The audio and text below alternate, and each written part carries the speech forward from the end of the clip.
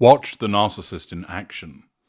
Narcissist versus intimate partner primary source and child non-intimate secondary source.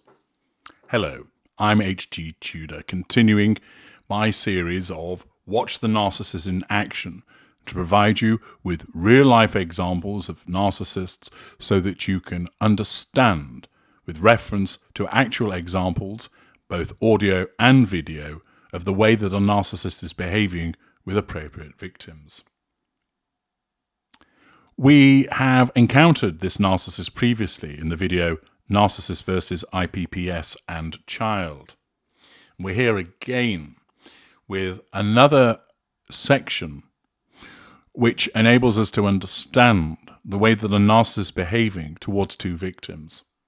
First of all, the husband, who is the intimate partner primary source. And then also because there is a child who is present whilst the behaviour is taking place. The child is a non-intimate secondary source within the relationship.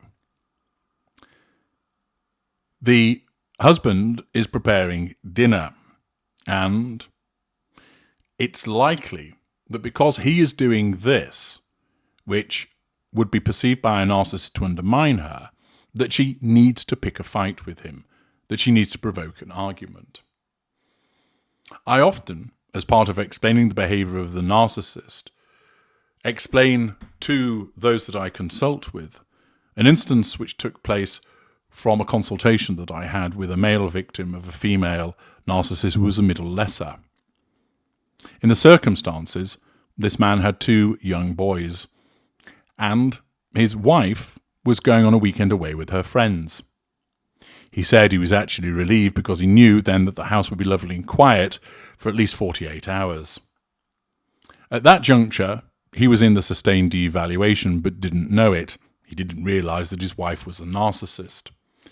And he explained to me how he had to take time off work on the Friday because his younger son needed somebody to look after him who was not yet in school. And he did so willingly so that his wife could go away for the weekend. He then cared for his two children, which he had no issue with. He was their father. He stocked up with shopping. He did all of the laundry, so there was none outstanding, and he cleaned the house from top to bottom. On the Saturday evening, a friend of his popped over, and they had a few beers together. The friend was driving, and therefore he invited him to stay in the guest room as a consequence of having taken alcohol. On the Sunday afternoon, his wife returned home, and he explained to me, as she walked in, HG, I could see her looking around as if she was scanning the house. And then she commented to me, "Why have you washed the towels?" He said, "HG, I thought that she was insinuating that I'd done something disgusting with the towels. Why was it that she asked me about that?" I explained, when she returned to the house, she could see that it was in order, that it was impeccable. She also noted that laundry had been done. Many women would at least say, "Oh, thank you for doing that. I've had a lovely weekend away and now I come back to a clean and ordered house. You're a sweetie." At least give him a compliment. He said, "I didn't expect any medals, but it would have been nice to have had that acknowledged." I said she would not do so because the problem was that what he had done, albeit well-intentioned, and any non-narcissist would be delighted to be on the receiving end of such thoughtful behaviour, signalled to the narcissist that she wasn't needed, that he could manage without her, and thus that threatened her sense of control. In the instant, her subconscious narcissism compelled her to do something in order to provoke him, and therefore, even though it didn't make any sense, she made a comment about the towels, which of course caused him to respond. He went on to explain that he told her that his friend had come round for a few beers and stayed over, to which she replied, "Why did David stay over? Are you gay?" He said, "HG, she knows I'm not gay. Why would you say that?" I said, "The fact is that not only did you demonstrate that you could manage without her, but you were able to enjoy yourself by having a few beers with a friend. That, again, threatened her sense of control over you. You ought to have been lamenting her departure, wailing about how much you missed her. But you didn't, because you're an adult, and the fact is you let her enjoy her weekend. But because you coped with matters and were able to demonstrate that you had a decent time also, that made her feel threatened with regard to her sense of control. Once again, subconsciously, her narcissism seeked a provocation, and therefore she triangulated you with your friend with the insult by suggesting that you were homosexual. Those are rudimentary responses which didn't make sense to the victim, although they did once I'd explained it through the prism of her narcissism. But the fact is, where the narcissist can see that you're managing with something, a domestic task for example, and not reliant upon them, it wounds the narcissist. And even though you may well be helping the narcissist, it still results in the necessity of the narcissist provoking you. We're going to witness this now, and other behaviours besides, as here comes the footage. Running around here crying last night, asking why Daddy doesn't love Mommy. Right? Right, Harper? Is that what you were doing? Yes. Why Mommy doesn't love Daddy? No, why Daddy doesn't love Mommy. Yeah, because Mom is abusive. Get the fuck out of here. Because Mom is abusive. Mom's not abusive. Get the fuck out of here. No! No. Get out of here. No, relax. Get out of here. There's children here. I'm going to show you. I don't need to be shown anything from you. Get out of here. No. Nobody wants to see anything from you. No. Get out of here. You're scaring your kids again. I'm not scaring anybody. No, get out of here. You're scaring your kids again. You say, why is Mom so mean?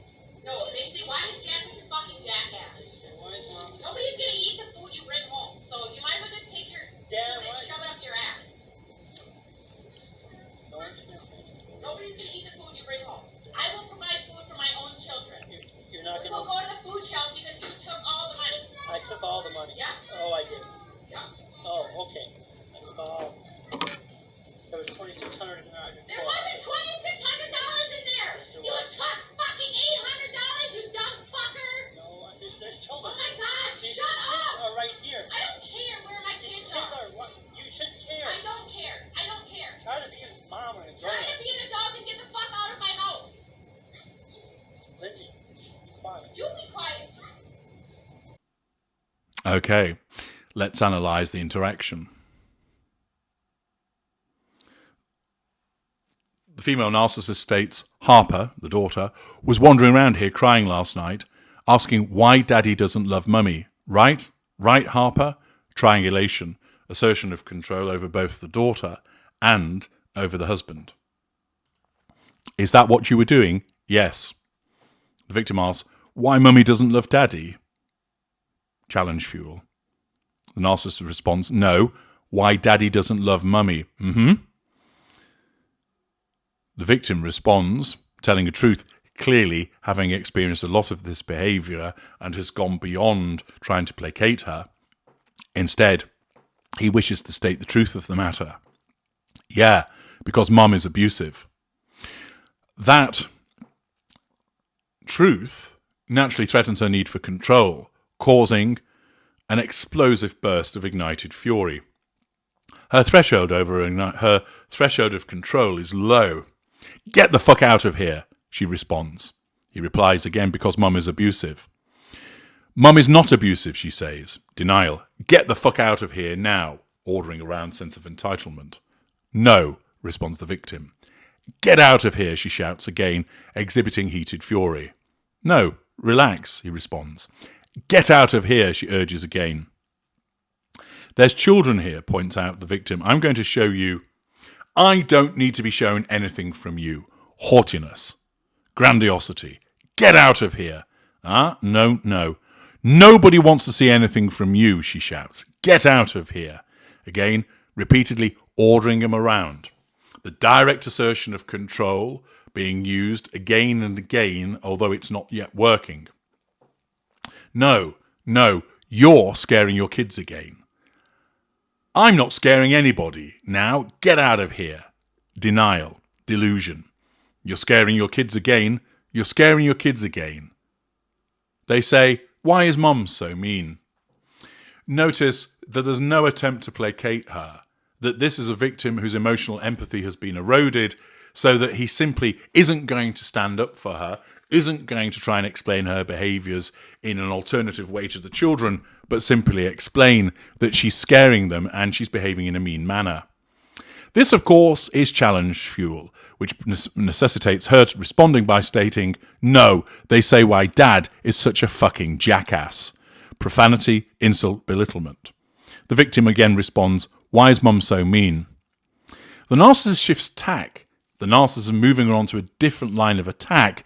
Nobody's going to eat the food you bring home, so you might as well take your food.